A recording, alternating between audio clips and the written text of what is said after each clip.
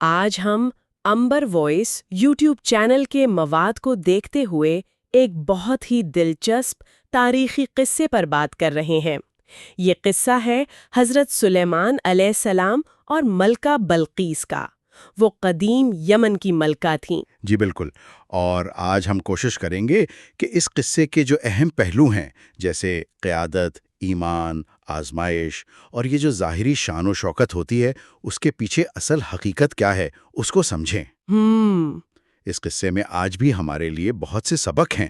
صحیح، تو آئیے اس حیرت انگیز کہانی میں چلتے ہیں۔ کہانی شروع ہوتی ہے یمن کے علاقے سبا سے۔ بہت خوشحال علاقہ تھا، لیکن وہاں ایک مسئلہ تھا۔ لوگ اللہ کو چھوڑ کر سورج کی پوجا کرتے تھے۔ جی، اور ان پر حکمران تھیں ملکہ بلقیس، بہت ذہین، بہت قابل حکمران مانی جاتی تھیں۔ اور دوسری طرف تھے حضرت سلیمان علیہ السلام۔ یروشلم میں ان کی عظیم الشان سلطنت تھی، اور اللہ نے انہیں خاص طاقتیں دی تھیں۔ انسانوں کے علاوہ جنات، ہوا، پرندے سب ان کے حکم میں تھے۔ اچھا، تو یہ آپ کہہ لیں دو بالکل مختلف دنیایں تھیں۔ بالکل۔ اچھا، قصے میں تو ٹویسٹ آتا ہے، وہ ہدہد سے شروع ہوتا ہے۔ حضرت سلیمان کا خاص پرندہ۔ جی ہاں، ہدہد۔ وہ ایک دن دربار سے غائب تھا۔ حضرت سلیمان نے پوچھا بھی۔ جب وہ واپس آیا تو ایک بڑی حیران کن خبر لایا۔ کیا خبر تھی؟ اس نے بتایا سبا کی قوم کے بارے میں، ان کی ملکہ بلقیس کے بارے میں، اور یہ کہ وہ لوگ سورج کو پوجتے ہیں۔ اچھا، تو حضرت سلیمان کا کیا رد عمل تھا اس پر؟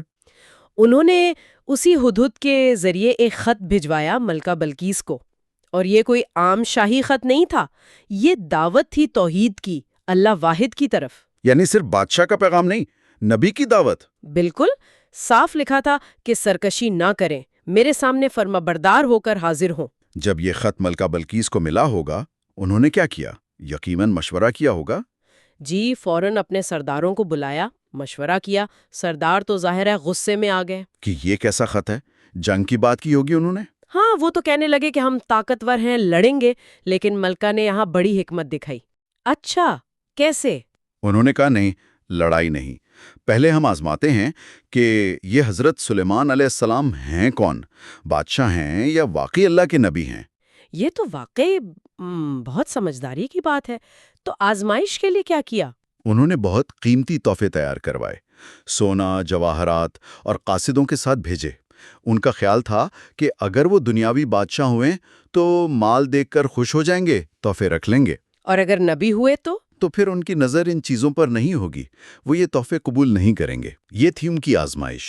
بڑا دلچسپ طریقہ تھا۔ تو جب قاصد پہنچے حضرت سلیمان علیہ السلام کے دربار، وہاں کیا ہوا؟ سنا ہے استقبال کچھ خاص تھا۔ جی ہاں، روایات میں آتا ہے کہ حضرت سلیمان علیہ السلام نے اپنے دربار کو اور بھی زیادہ سجا دیا تھا، سونے، چاندی، جواہرات سے۔ قاصد تو دیکھ کر حیران رہ گئے، شان و شوکت۔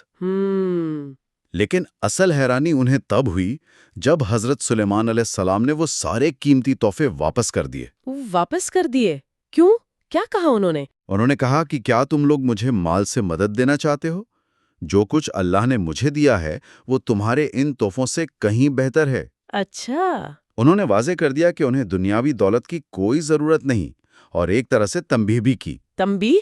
کیسی تنبیہ؟ کہ اگر ملکہ خود فرما بردار ہو کر نہیں آتی تو وہ ایسا لشکر لے کر آئیں گے جس کا مقابلہ سبا والے نہیں کر پائیں گے۔ اوہ، تو اس جواب کے بعد تو ملکہ بلقیس نے یقیناً خود جانے کا فیصلہ کیا ہوگا۔ جی بالکل، لیکن ان کے سفر سے پہلے ایک اور بہت بڑا معجزہ ہوا، وہ تخت والا معاملہ۔ ہاں، تخت بلقیس، وہ کیا تھا؟ جب حضرت سلیمان کو پتہ چلا کہ ملکہ آ رہی ہیں تو انہوں نے اپنے درباریوں سے پوچھا، جن میں جن اور انسان دونوں تھے، کہ کون ہے جو ملکہ کے یہاں پہنچنے سے پہلے ان کا تخت سبا سے یہاں لا سکتا ہے۔ سبا تو بہت دور تھا، یہ کیسے ممکن تھا؟ ایک بہت طاقتور جن نے کہا کہ میں آپ کے دربار برخاست کرنے سے پہلے لے آؤں گا۔ یہ بھی تو بہت تیز ہے۔ ہاں، لیکن اس سے بھی تیز ایک عالم شخص تھے جن کے پاس کہا جاتا ہے کتاب کا علم تھا۔ آصف بن برخیہ نام بتاتے ہیں۔ انہوں نے کہا کہ میں آپ کی پلک جھپکنے سے پہلے اسے لا سکتا ہوں۔ پلک جھپکنے میں؟ یہ کیسے؟ اور واقعی پلک جھپکی اور وہ تخت وہیں حضرت سلیمان کے سامنے موجود تھا۔ سبحان اللہ، یہ تو واقعی عقل سے باہر ہے۔ یہ اللہ کی عطا کردہ طاقت اور علم کا ایک چھوٹا سا مظاہرہ تھا۔ حضرت سلیمان نے فوراً اللہ کا شکر ادا کیا۔ تو جب ملکہ بلقیس پہنچیں اور اپنا تخت وہاں دیکھا، ہزاروں میل دور سے آیا ہوا، ان کا کیا حال ہوا ہوگا؟ حضرت سلیمان نے اس میں تھوڑی تبدیلی کروا دی تھی پہچاننے کے لیے۔ اچھا، تو ملکہ نے کیا کہا؟ پہچان لیا؟ انہوں نے براہ راست ہاں نہیں کہا، بہت ذہین تھی۔ کہا گویا یہ وہی ہے، مطلب لگتا تو وہی ہے۔ پہچان گئی لیکن جواب محتاط تھا۔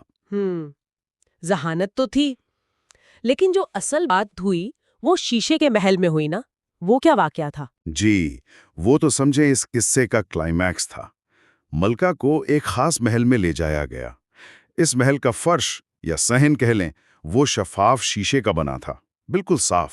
شیشے کا فرش؟ جی، اور اس شیشے کے نیچے پانی بہہ رہا تھا، مچھلیاں بھی تھیں شاید۔ اوہ! ملکہ جب اندر آئیں تو انہوں نے اسے اصلی پانی کا حوض سمجھا۔ تو انہوں نے کیا کیا؟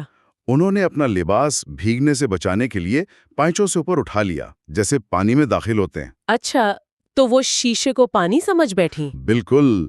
اسی وقت حضرت سلیمان نے بتایا کہ یہ پانی نہیں، یہ تو شیشے کا چکنا فرش ہے۔ اس لمحے کیا ہوا ہوگا ملکہ کے ساتھ؟ بس وہیں ان پر اصل حقیقت کھلی۔